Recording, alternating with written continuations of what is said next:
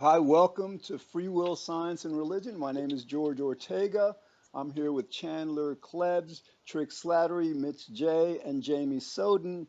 And we're here today to discuss morality and how morality perhaps relates to the question of whether we have a free will or not, or just actually more directly to the fact that we don't have a free will. Now, in terms of morality, we're going to focus on the consequentialist argument, meaning that what's moral or not is based on the consequences. In other words, what's immoral is what causes pain and unhappiness, and what's moral is what causes pleasure and happiness. And then we're going to contrast that with other paradigms for morality, for example, like deontology, and the idea of intent. In other words, if a person, intends to cause someone harm, is that essentially an immoral act regardless of consequences, or do the consequences form an inseparable part of judging whether that intent is moral or immoral? All right, guys. So that's the basic framework. Who wants to start? I'd like to start. Okay. So, so when we investigate free will and we start realizing that people are not fundamentally responsible for what they do, we have an issue when people do things that we strongly disapprove of, things that George said cause pain and suffering. So there's still a place for morality. There's still a desire that human beings have to know what you should do. So that's what normative ethics is about. Okay, it's about, is there a way, is there a paradigm, a framework, some kind of philosophy that will help us decide what to do in a given situation, or help us decide what's good or what's bad. Um, in particular, I have a very peculiar, nuanced kind of position that does have a bit of consequentialism in it. That is, that there is it is influenced by consequences to a certain extent, but it's much more deontological. In other words, I'm assessing an action by itself. It's sort of like a rule consequentialism. That is, murder, generally speaking, is wrong, or murder is always wrong. I lean more towards that kind of morality as to trying to make an effort to determine what the consequences of any action will be. I think that doesn't really make sense because, as many of the co-hosts here have said in the past, there is this infinite causal chain. So everything you're doing is constantly affecting an, an incalculable number of things, and those effects are constantly changing as time progresses. So if anyone wants to jump in. So okay, so you say you're more of a deontologist, but then you say it's like a sort of consequentialist deontologist. Rule consequentialism is very similar to deontology. It Okay, sort of rule tries. consequentialist. So basically, you base your rules on consequentialist outcomes, correct or no?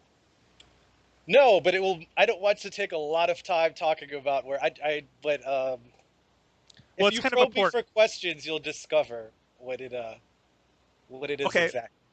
okay. Well, can you just give me like one Trick, specific? why don't you give your position, and then I'll give mine, and we can Okay, Yeah, it's a good explore in idea. more detail. I'm a consequentialist.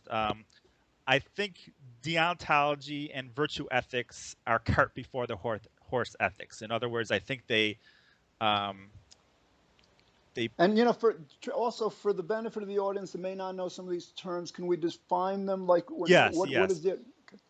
the?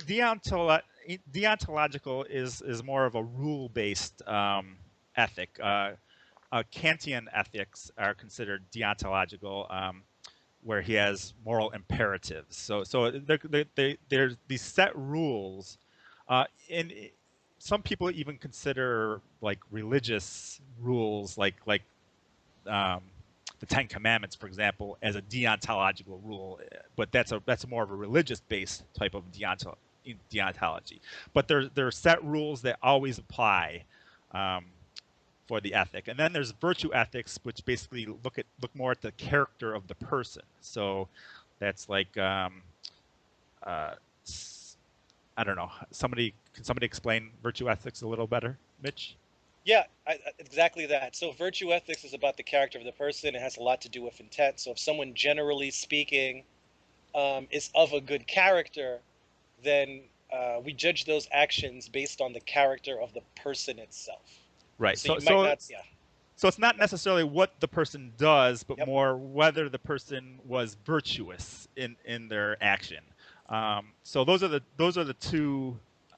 Wait a main minute, let me ones see if I get this right. You're saying that virtue ethics says, like, let's say a person is deemed to have good moral character in the past, Yep. then the judgment of a present act by this person would be somewhat dependent on his character in the past? Because, like, Well, no, it depends on their character in the now. So yeah, if they do something outside of their character, then they weren't being virtuous, and they were being somewhat immoral based on virtue ethics. Well, I mean, but It's how would that differ? In other words, like, you have a person who's never, let's say, done anything wrong in his life before, but commits a wrong, an immoral act. How's that different from somebody who's done wrong in his entire life and commits that same immoral act? To me, well, that wouldn't matter. for the virtue ethicist, whether it's a moral act or not is based on their their whether it was a virtuous act. so so you're saying they're committing a moral or immoral act, but that would for the virtue ethicist would depend on whether the act was considered something virtuous. I know, but Like we were not using the word character, which kind of like implies the overall moral propensities of a person prior to whatever act. So I and think this we're is agreeing that like the way we're defining it again, like that that doesn't seem to matter. That an act is either moral or immoral on its own, regardless of how the person behaved in the George, I don't past. think anyone here really yeah. endorses virtue ethics. I agree. Yeah, All right. yeah, that's the thing. We're not endorsing it, George. We're just saying that these are the normative positions. I'm actually saying virtue ethics and deontology, which is a rule-based ethic. Basically, you have a rule that you should not lie, or something like that, and that's like an always rule. What if you lie to protect someone, though? All right, so so let's not deal. If we agree that virtue ethics is wrong, let's just focus on what we agree on, right? Well, Right. I'm Well, not saying wrong. yeah. I'm The saying reason fails. I'm saying the doesn't reason do they as fail good a is job does. because I'm sorry, Mitch. I was cutting you I'm off. done. That's it. Okay. Yeah. The reason they fail is because I think that they smuggle in the consequence. So So what? um, if somebody is virtuous, they do things that lead to the good consequence. When they don't do things that lead to the good consequence, I would consider them not virtuous. So I think that and when you don't smuggle in that, then it's problematic. You're saying somebody's virtuous, but yet doing things that are harmful, for example. I think that's a conflict, and it just doesn't work. And same thing with deontology. If you have a specific rule, and it leads to a good consequence, then it's a good rule, right? But if that rule under some other circumstances does not lead to the good consequence, I think that deontological rule fails. So that's the problem here, and that's why I think Perhaps consequentialism is the default, in my opinion. perhaps All Chandler right. should chime in before I Well, no, start I'm gonna give. criticizing. I actually do have a lot to say.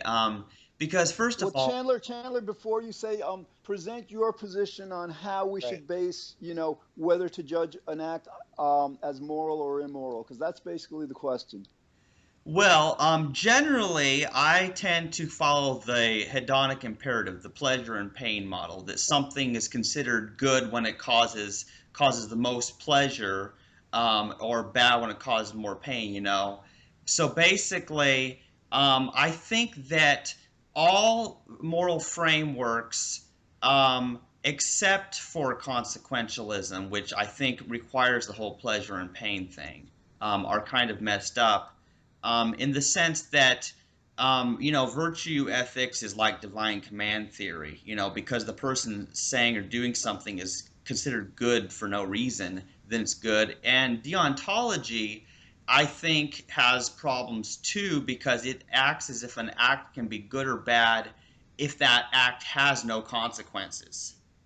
Okay, excellent, Chandler. And I tend to agree with that, and I tend to agree with the consequentialist premise as foundational. In other words, like the reason immoral acts are immoral is because they cause pain or suffering. Those are the consequences of the act. But I would just like, I would say that there's another component of morality that needs to be considered. We were talking about this earlier, and that's that of intent. So, like, while in general an act is virtuous or moral or not, depending on whether it creates pleasure or pain, you know, if we consider the intent of a person, let's say a person intends to do harm, but it goes awry, doesn't go according to a person's plans, and the person ends up actually doing good inadvertently. I would still claim that the intent, the act was immoral, even though it led to positive consequences. Trick, I know that you kind of say that that's consequentialist in a sense. Yes, it certainly is. Like the foundation is consequentialist, but I still can't, I can't think of how we should Can designate. I Or please hold address on, Mitch, that hold claim on. when you're done? When you're done. Yeah, Mitch is I next can't after see you, George. how we can like label, let's say somebody who does something, let's say with the intent to cause suffering to millions of people as a moral act, when even though it when the intent is to create such suffering. In other words, like I would the way I would frame that or understand that is like the act was immoral, but the consequence was good, let's say in this example, but we couldn't attribute that goodness to the person. Okay, so that's my position. Go ahead, Mitch. You said a couple things there that I kind of agree with. I'm not. That was kind of strange, but So anyway, earlier, Trick said when you're not using the consequentialist paradigm, when you're using deontology or virtue ethics, it's the cart before the horse. I disagree. Deontology is the cart and the horse. Suppose in any situation, the consequentialist has a dilemma. And here's the dilemma the consequentialist has. Event A happens, which leads to outcome B. Jamie, A, the keyboarding. Sorry. Hey, Jamie, A, if you're gonna type, can you mute your mic so it doesn't pick it up? I'll mute it. Alright. I'm sorry, Mitch. Go ahead. sure, no problem. So event A leads to outcome B. And we go, oh, look, outcome B was good. Why is outcome B good? In order to address any state, any event, any outcome, you have to be able to assess what is good and what is bad. So that's the first thing you need.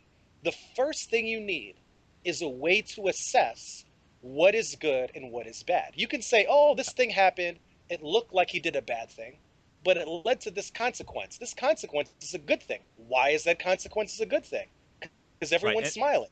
Why is everyone smiling a good thing? Because of another consequence? No. At some point, you have to say, what are the good things and what are the bad things? It's a necessity. And that's what deontology does. Deontology says, or rule consequentialism as well, which is strongly linked to that, says that, look, at some point, you have to assess what's good and bad. So don't wait for the consequence. Immediately when the action happens, let's assess. Is Can I this a jump good in for thing a or a second, bad Mitch? thing? All Yes, right, go ahead, Trick. I just want to jump in there. Sorry. So um, you're talking about, you're saying we need to assess what is good and what is bad, and I agree with you on this. But I don't think that's the role of consequentialism. That's the role of meta ethics. So Deontology. no, that assessing what is good and bad kind of defaults back to your meta ethical position, which I'm for example, a moral realist. Um, so Well, so wait a we, minute. Wait, hold on, Trick. I mean, assessing what is good and bad, isn't that the foundation of consequentialism? We assess No, what's that's the no good. no no definition of deontology. Wait a That's minute. what that is. No, Deontology is assessing deontology whether an is a action.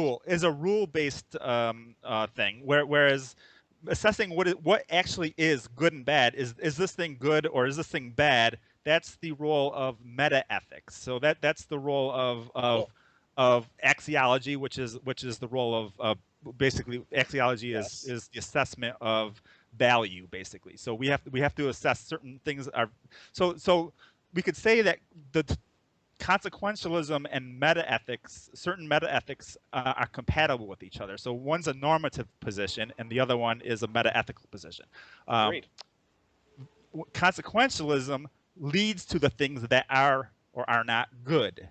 So that's what when we talk about when we talk about consequentialism. But whether they are or are not good has nothing to do with But wait consequentialism. a minute. All right, but Okay. Trick, but like, if you define an act as immoral, um, how could it possibly be immoral unless it is predicted or expected or actually does cause pain and suffering? I mean, give me an example of an immoral act that could possibly, not cause pain and suffering.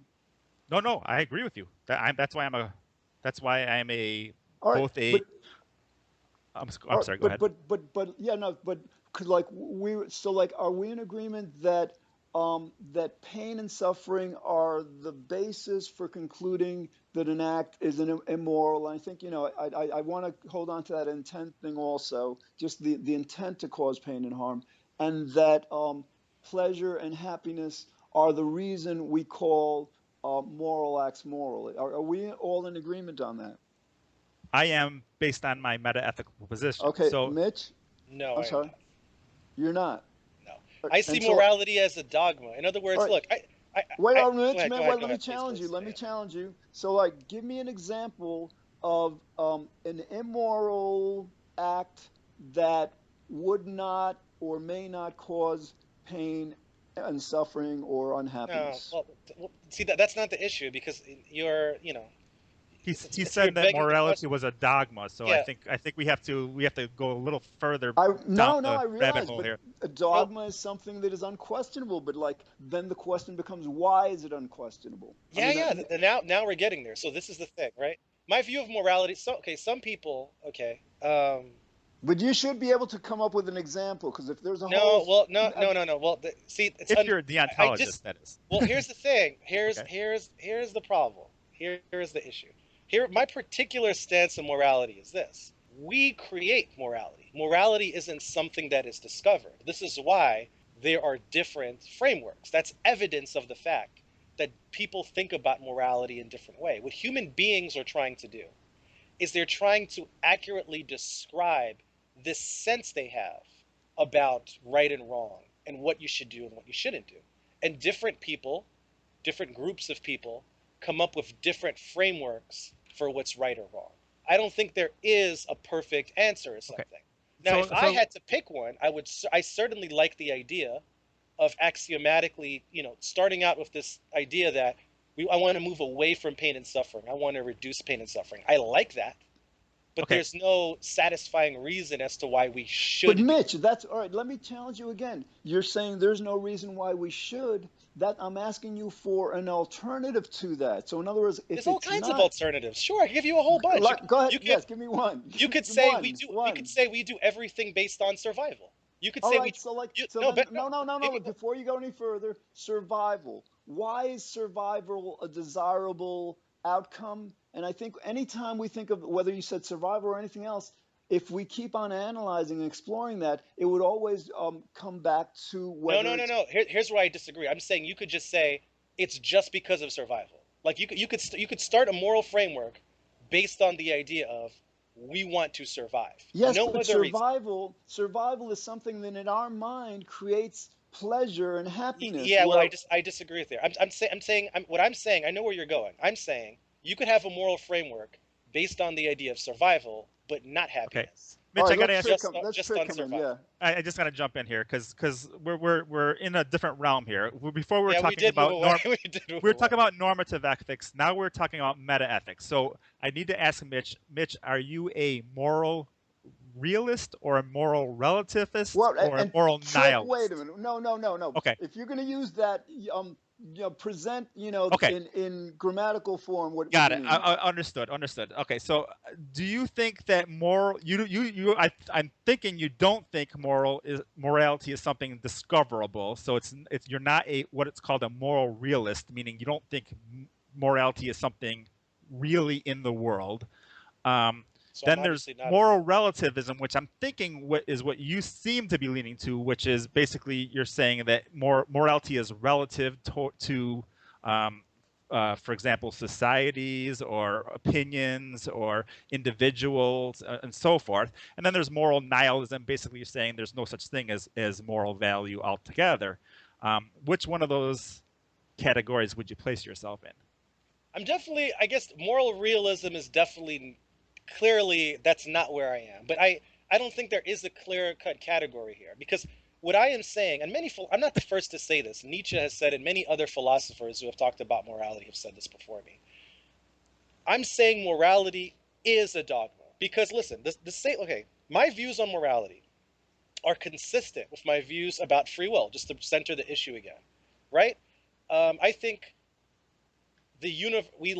hard determinism is the stance I take, right? I'm against free will because determinism is true. Determinism is true, therefore free will is bogus. But even if we weren't in a deterministic universe, I'd still be against free will. My view on morality is consistent with why I am not religious and why I think free will is bogus. Okay. Because I look at the details of things. Morality is something we construct. If you ask enough questions, you eventually get to a place where you can't find a good reason for why you do what you do. You have to start with some axioms of some assumptions. That's how morality works. All right, From my Mitch, that's where I would disagree. The How could you Greeks, possibly disagree with that? the Greeks had a kind of an idea that a person, any person, at the time they're doing whatever act they're doing, and it could be the most horrific act we can think of, believes that they're doing the right thing. We have this moral imperative. Let's say, like, the person wants to destroy, a whole civilization. It's because that person believes that that civilization deserves to be destroyed because they're evil or something. So, like, we have this kind of like fundamental premise of morality, and then we ask, well, what is it based on? Obviously, whatever we're considering doing or assessing, we have to base it on something. When you say that morality is a dogma, I have to Yeah. question what that dogma is based on. there's In other different words, there's different ones. They're different. There's Okay. different frameworks for morality. Let's put it this way. Imagine a society where they say this society thinks it's moral to sacrifice every third child to the volcano god. Okay, would you consider, based on that society thinking that it's moral, would you consider that then moral?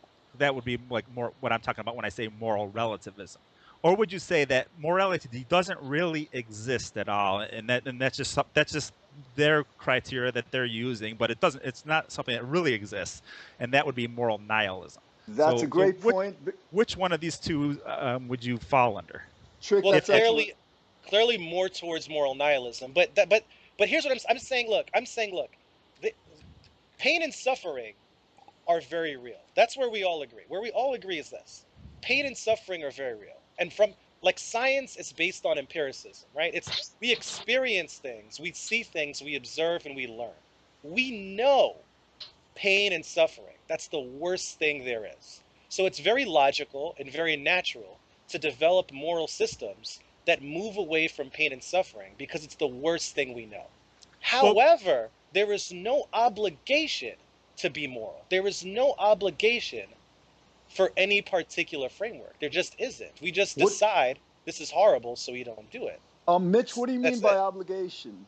yeah, There's no that's a different thing obligation. What do you mean? altogether. That's way too difficult a question. I mean, there's no, we don't. So, for example, more examples, alluding to what you said earlier. Okay, you said give me some other ways to set up a moral framework. I gave one that was survival. Here's another one: efficiency. Here's another one: do the worst thing you can do. Move towards pain and suffering. You can say Okay, what's moral would you is to would you do the greatest agree? pain and Hold suffering. on, I time don't out, time out, like time out, time those out. things, but you can do that. Would you agree that suffering is a negative experiential state, and meaning it's a bad experiential state always. Would you agree with that assessment? I don't know what always. That's a very confusing thing to say. Always. That when we say that somebody is suffering, that the very word suffering implies that they're having a bad experience, that they're having a negative experience. Do you agree with this? In the usual sense, yeah. I mean, what do you mean? In the usual sense, certainly. Well, that's what we're getting. In other words, like, so that is the premise of any kind of a dogma. Whether if you're disagree. I don't know why. Hold on. I don't think it's the premise of any kind. Hold on. If you're citing efficiency, well, efficiency would either be deemed desirable or undesirable. I think that's what Trick is getting at. That like anything you come up with is either going to be deemed desirable and undesirable. Then when you question that, you're going to have to come to, well, it's desirable because it creates pleasure and happiness, or it's undesirable. This is not true. Look, listen. I'm saying you could axiomatic. Let's say you create something. You create a system. Let's not even call it morality. Let's just call it a system. Okay? We'll call it ideology A. Ideology A is this: do the most efficient thing. There's no reason why. It's just written in a book. Do the most efficient thing. Yes, but the reason it was written in the book is because, but you're cheating. Wait Stop. A minute. Let me finish. I'm not cheating. No, you're cheating because you're saying the reason it was written. I'm saying forget the reason it was written. Let's just say it's written. But you can't forget that, because like a dogma is created by someone for a certain reason. Well, let's say it wasn't. Let's say this wasn't created for a reason. It's just there. It just says do the most efficient thing. How could it just be there? Our world doesn't work that way. I think. Hold on a second, guys. Hold on. Mitch, are you suggesting that there's a dogma based on an acausal event? Because you're saying no reason here, and I'm getting confused here. No, I'm saying, let's say someone finds a tablet, and on the tablet it says do the most efficient thing ever, and then everyone just starts doing the most efficient thing ever. All right, Trick, address that. Okay, because that's why I'm saying that very notion is arbitrary. Whereas when you're talking about suffering or pain, it's not arbitrary, because we understand that the quality of suffering is always a bad experience. So when we're talking about ethics, badness and goodness are a part of our ethical framework, whereas efficiency might not be, unless it leads to badness or goodness. But here's the point. You have to look. I think there's like a gap here, because what I'm talking about are the more fundamental aspect of things. So when you say good and bad, I'm saying, what if good means the most efficient thing and bad means the least efficient thing? But it does not have to be based on pain and suffering. Mitch, it would be an arbitrary definition of good and bad, whereas that's not even a meaningful thing to say. Good and bad. Good if you can base these words based on. It's not a moral good. All right, hold on, guys. Hold on. Okay, sure it is. All right, guys, listen. We have to define good and bad based on something. There has to be some rationale for it. Because otherwise, I gave you one. The most efficient thing is good. Right, but then the question becomes, though? why is it more? And so here's no, slow down, Mitch. Wait, well, come on, let me finish. So remember, I'm moderating, or at least I'm trying. Oh, sorry, George. All right, you gotta, as a premise, we're hardwired to seek pleasure and avoid pain. That's our biology. That's not arbitrary. That's not subjective. That's who we are. So we're going to consider all morality, what's right, what's wrong, what's desirable, what's undesirable, from that foundation.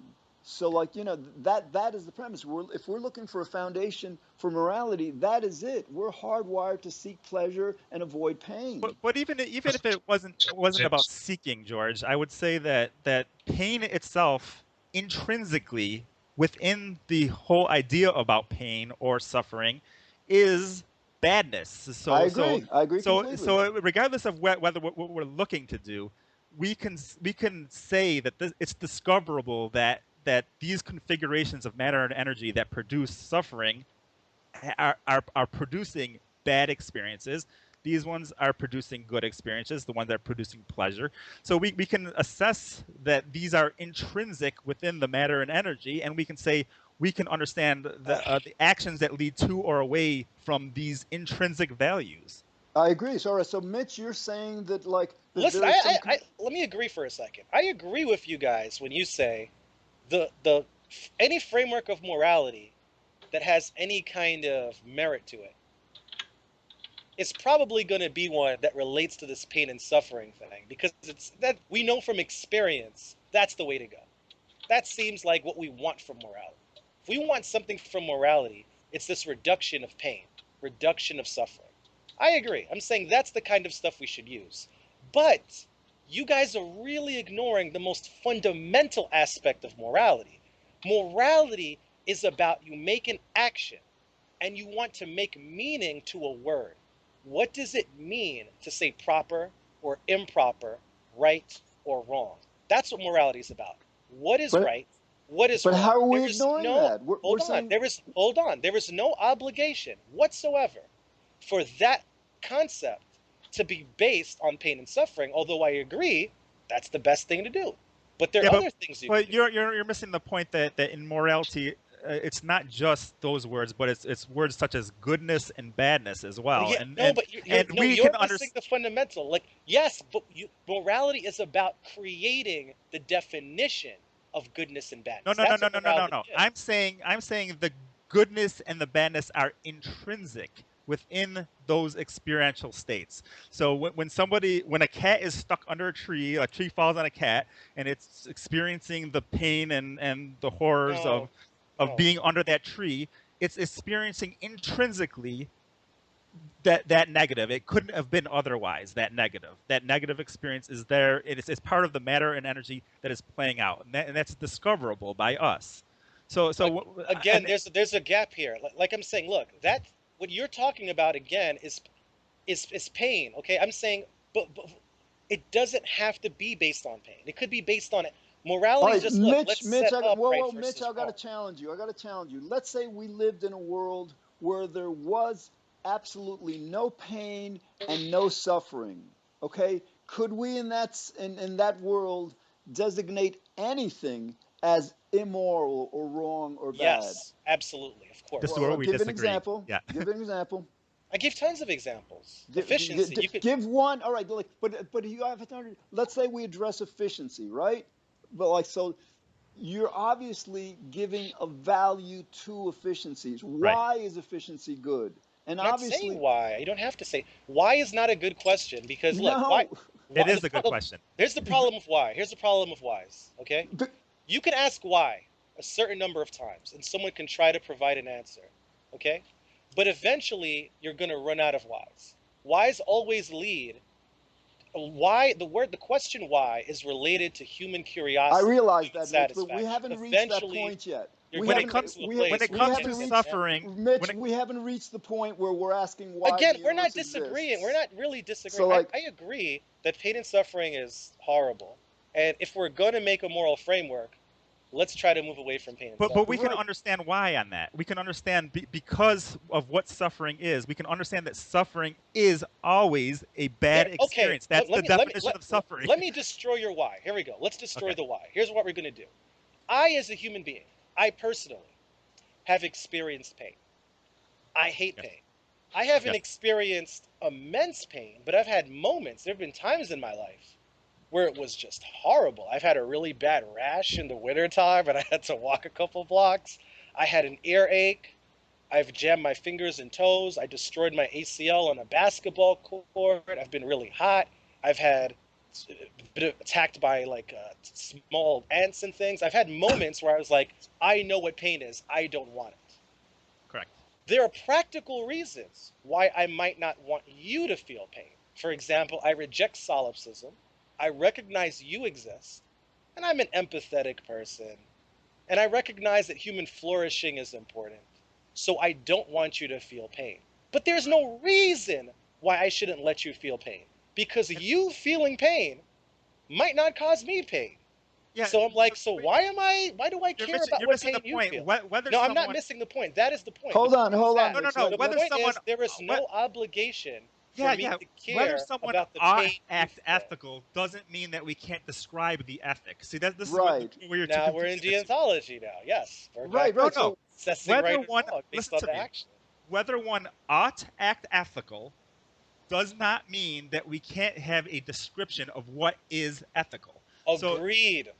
okay, But you're talking about the ought. You're talking about No, basically I'm not. is I'm not ought And talking. can. but You're saying I don't have to do the ethical No, thing. you guys are missing. You guys are missing this fundamental idea. Look, this kind of morality, this moving away from pain and suffering. There is one major axiom here. The major thing that we're saying, the main assumption, is that morality isn't about just the individual's experience.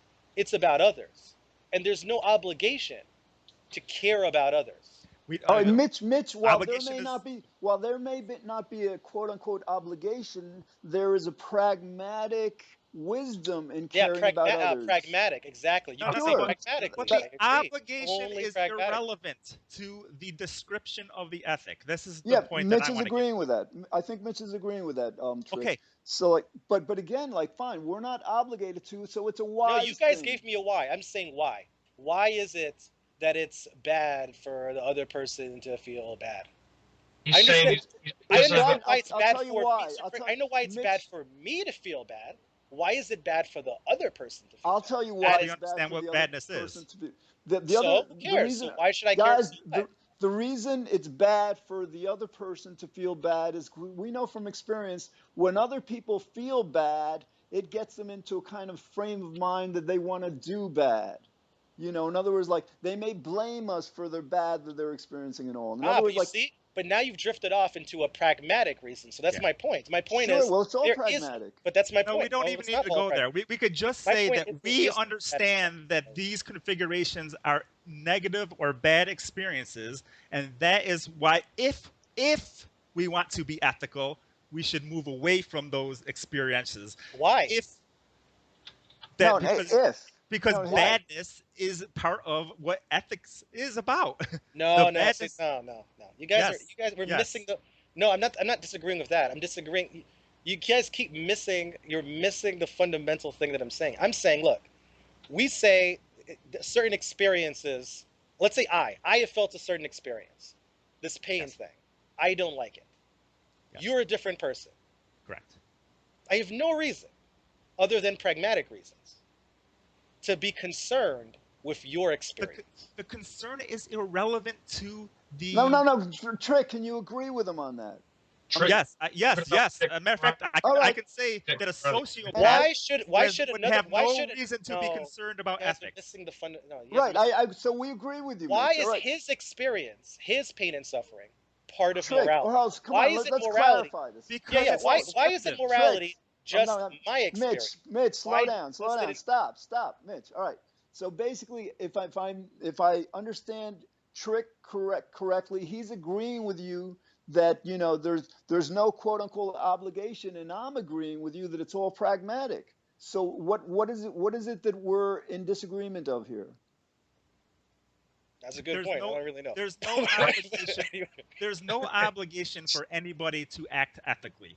But I'm Thank you. saying we I can agree. describe ethics. We can describe what is ethical based on our knowledge about what actual configurations are good, have goodness inherent in them, and I which don't know ones what you have mean by bad. Just like we configuration. could describe that fusion is happening in the sun, and it doesn't imply that we have All right, fusion in guys, I'm going to ourselves. start. We're agreeing on this also. I Basically, what agree with Trick all is of that. saying is that like we can Yes. arrive at a criteria that we agree on of what's moral and immoral. Okay, so like now I'm going to like segue to something that Trick said earlier, which was very interesting because it kind of like it challenges my idea of intent. In other words, like Trick, you mentioned a scenario where a group of people, have as their moral practice that every so often every third child gets sacrificed, and they believe that they're doing the right thing. So then the question becomes, are they in fact doing the right thing, and what are our reasons for saying they are, or what are our reasons for saying that they may not be? Are you talking to me or?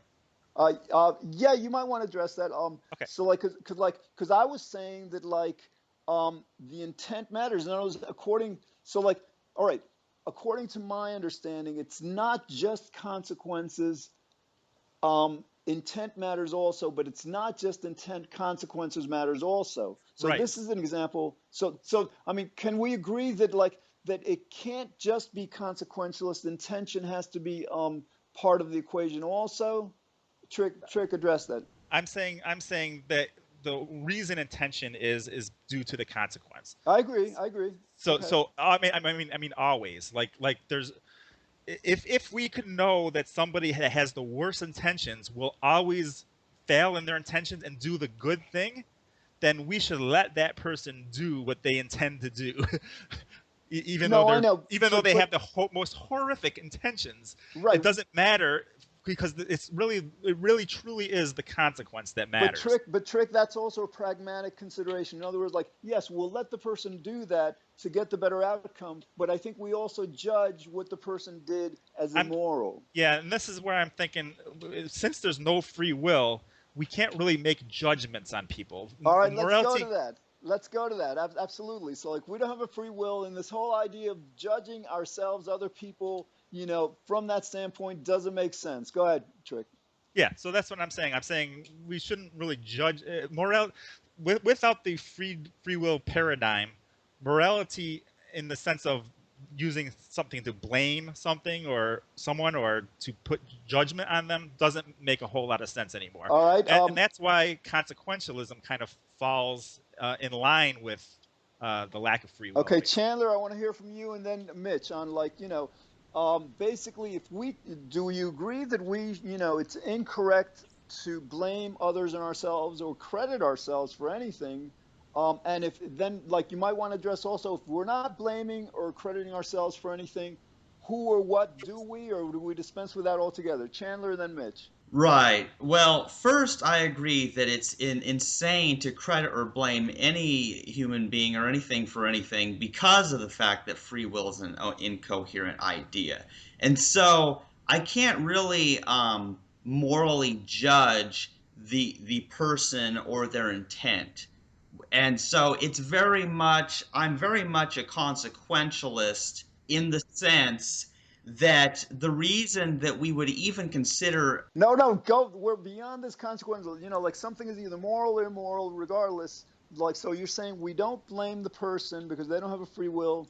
Then, what are we to make of that?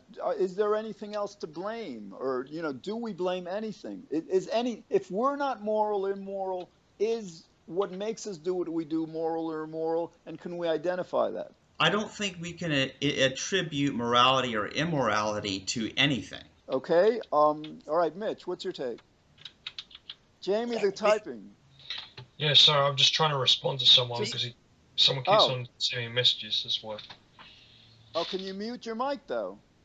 Yeah, I'll mute my mic next time I do it. Yeah, about what you were saying about what Mitch was saying about objective morality, all that stuff. Right. You want to? Absolutely. So, like, basically, Jamie, because we don't have a free will, we can't blame or credit ourselves for anything.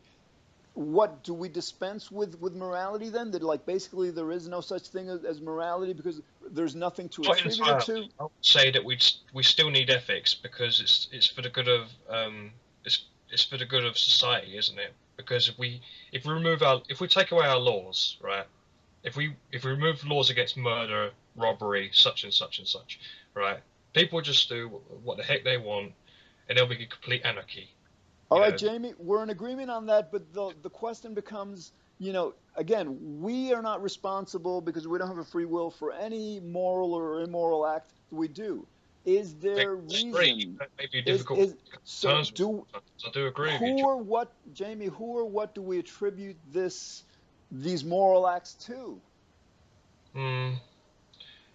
Well, when it comes to people behaving badly, we attribute it to the causes, don't we? We look to the person's history, their nature and nurture, what their childhood was like. All right, Mitch. So, like, James is saying that the causality is to either be credited or blamed. What's your take on that? As I've said many times before, I have no interest in agency. I think agency is a big problem. I have no interest in saying who did anything. All right, we're not responsible how are you defining agency? Who? Agency is giving meaning to the word who. It's saying this thing or this person did that thing. But since there's an infinite chain of events, obviously it doesn't make any sense to say something caused something, because you can just look farther back in the chain and say it was something else than something else. So there is no So thing that causes anything. How, so but to are answer the you thing about saying? morality, though, yeah. Yeah, go ahead. I'm sorry. To answer your point about morality, there's lots of reasons to be moral. There are very practical reasons No, why we we should. understand that. No, we're Okay. in agreement on that. But like you're saying, so like, all right, are you saying that there's no rationale to, even though, so I mean, basically, are we concluding that there is morality because morality is like, based on what creates pleasure and pain, Well, but there's I'm nothing, not saying there hold on, is reality. but there's no one or anything to attribute this morality to since we can't attribute it to human beings.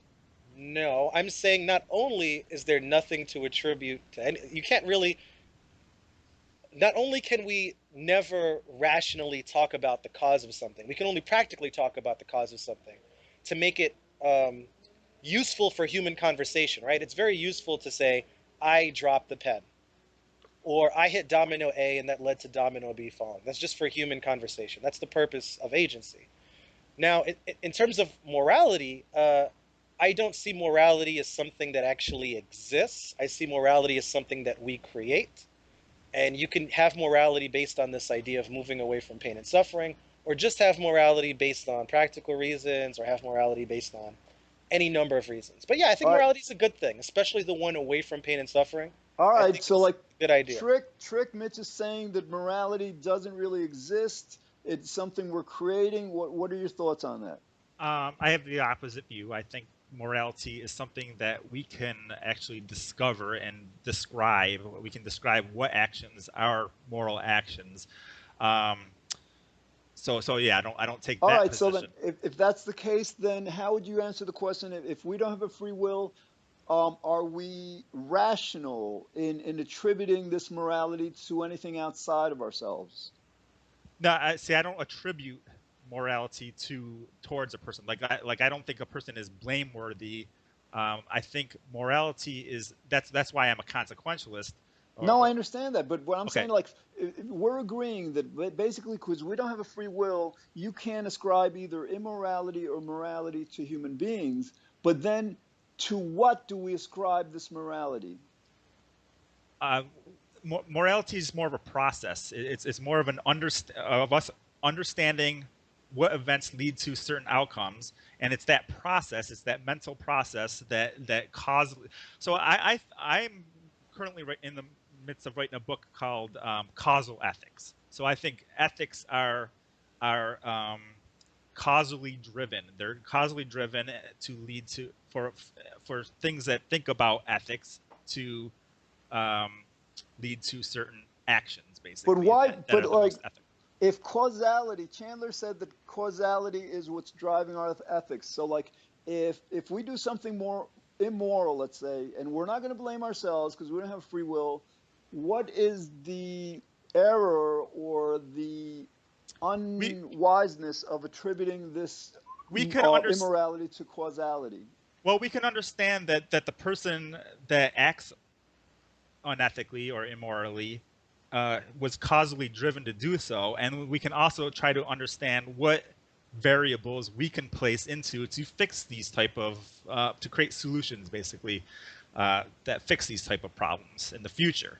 All So right. so that's why it's always a future-looking ethic. All right, I'm going to answer my own question. Basically, then this will get into a bit into what we talked about yesterday. Basically, I believe that the universe, through the laws of nature, governs everything. I mean, absolutely everything. That's so like it. So I have no problem attributing agency to the universe because the universe is sovereign. So like, so basically now, what would be the pragmatic reason for this? I actually happen to be a pantheist. I believe that the universe, in order to govern everything, has to be conscious of and know everything. And so, like, the universe is like basically directing things, and we are part of the universe. And it's a theory. I'm not sure I can like present empirical evidence, but the theory is that we can actually influence what the universe does through our interaction, our consciousness. Let's say, for example, let's say we consider ourselves a neuron within the brain. We're not the entire brain, but we're a neuron. but that neuron can influence, for example, what the entire brain decides to do, and vice versa. So this is kind of like a panpsychistic view of reality. But again, the Yeah. pragmatic reason for that is that if we can't blame ourselves and each other for anything, it may be useful to blame the universe so that we can communicate the universe and somehow perhaps induce the universe to create more pleasure and less pain.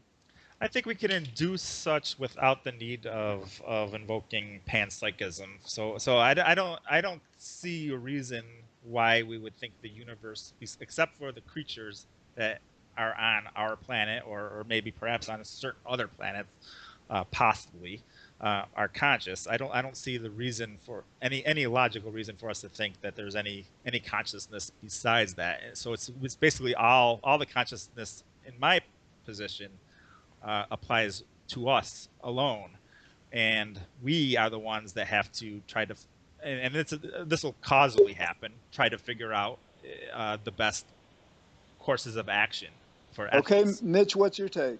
I'm not a pantheist, so I'm agreeing completely with Trick on the last Okay, part. Chandler? Yeah, I have so many things I've been itching to say and haven't had a chance to say hardly anything this episode. But I want to say that I don't think we need the concept of blame. I mean, if it helps you to blame the universe, I'm fine with that. But I don't think there is any agents to attribute credit or blame to. And I think it's very important. The reason we discuss morality, because we can't morally blame or credit people, it's to help us discuss our moral frameworks, because I believe that will lead away from pain and suffering. I do find myself agreeing with what Mitch said a few weeks going back, though, like about the ISIS terrorists, right? If he could think of anyone to get rid of, it'll be them, because they've killed so many innocent people and that, with the beheadings and whatnot. But we do find it hard to blame. We do find it hard not to blame people when we hear stories like this. Very emotional ones where people are getting tortured, murdered, whatever. Right, but Chandler, continue, because I agree with you. I think to dispense with blame would be extremely useful to everyone. Yeah, see, here's the deal, George and the other guys. See, I think that we can reduce suffering and we can improve the frameworks, even though we disagree on the frameworks of morality. I think each of our frameworks will improve over time as we ask those questions about why do we consider something good or bad. And so that's the whole point of this podcast, because it's not about blaming or crediting anybody. So I think that's the important thing to understand. So we can apply that reasoning. In other words, like we attribute or we identify ourselves and each other as the relative, the proximate causes of the good and bad we do, because we're actually, it's like a puppet may do something, but it's not fundamentally responsible. But just how we identify ourselves as the causes and don't blame ourselves, I think we can extend that to causality into the universe, especially in light of this kind of like understanding that we can never get back to a point because of this infinite regress where we can actually identify the universe or any kind of entity as having decided to do something right or wrong. So all So, right, but so go all ahead, my Jamie. phobias and all my opinions came from the universe, pretty much. Well, yeah, I mean, everything we're saying is coming from the universe. And again, that invites a lot of speculation that's outside of this issue of morality.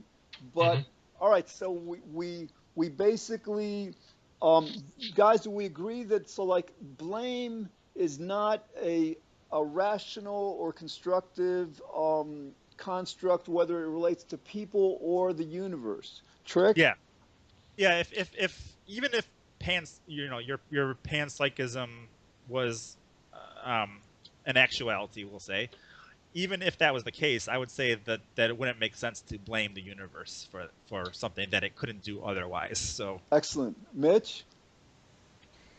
Well, clearly blame doesn't make any sense because free will is an absurdity. No, but naturally it doesn't make any sense for human beings. But like some of us might tend to blame the universe. In other words, like you know, and I guess so. You're saying essentially that you don't subscribe to the issue of agency, so this wouldn't be a question for you outside of human beings, or It's just not even a question for me. Blame is just meaningless. Well, I think what Mitch means is that, the universe can't have free will either because the concept is incoherent, and therefore that automatically makes blame incoherent as well. all right. So we're running. Furthermore, I'm saying there is no such thing as a universe. It's just the. I don't I've said understand this before. what's It's this. like when you eat M&Ms. M&Ms are in a bag. So you say this is the bag that holds the M&Ms. The universe, from my perspective, is just the bag that holds the M&Ms. So it doesn't. So why would I blame the bag Yeah. that holds Right. the M? Hey, I know an idea. Why don't we redefine God as a bag of M&Ms? All right, but you guys are going to have to deal. Mitch, listen to the podcast that Chandler, WSD, and I did yesterday, because I present a very compelling case that God and the universe are synonymous. Well, So, I don't Yeah. believe in either. So, no, so it doesn't really- so I this how listened isn't can you really- not believe in the universe? What are you talking I about? just told you. The bag of M&Ms. It's just a Yeah. bag of M&Ms. Fine. So man. to you, the universe, but you believe in a It's just bag a of word. M&Ms, don't you?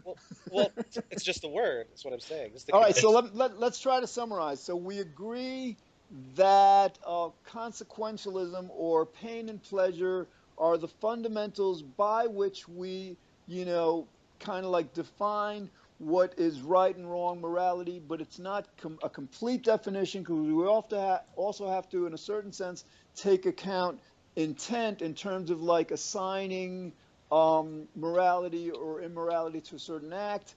But the other part of it is that that in terms of our pragmatic, like just understandings of our world, or just like actions, we have to recognize that that we can't know in advance what's going to be.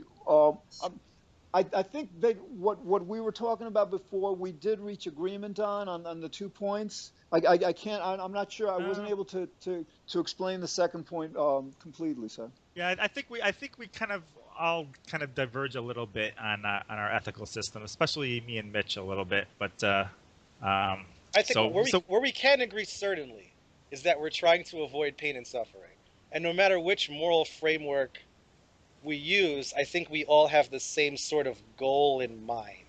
I think you're right, Mitch. I think that we are all trying to move away from pain and suffering, which is the entire point of bringing the world the message that we don't have free will.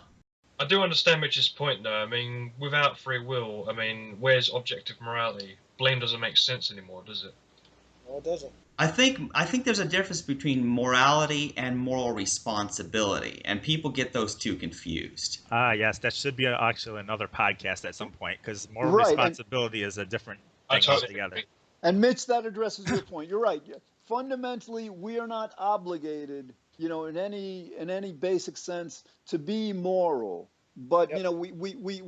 we hold it a pragmatic advantage based on our experience of reality.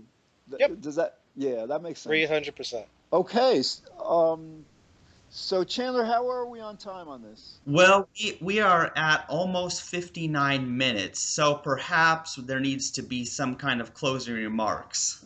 Yeah, all right. So like basically, this has been a great discussion, and we'll revisit this in terms of like the fine points that we may not completely agree on, but essentially it's important. And as Chandler was saying, the reason we're doing this free will podcast is because the belief causes so much, not just irrational but unnecessary pain and suffering. And to the extent we can lead our world, our civilization, our human species, from this completely misguided notion of free will to a proper understanding of reality, then we and future generations stand to like experience so much pleasure and so much less pain. Okay, thanks for listening. This is George Ortega. I've been here with Chandler Klebs, Trick Slattery, Mitch J, and Jamie Soden, and we'll be back with more episodes on free will, science, and religion.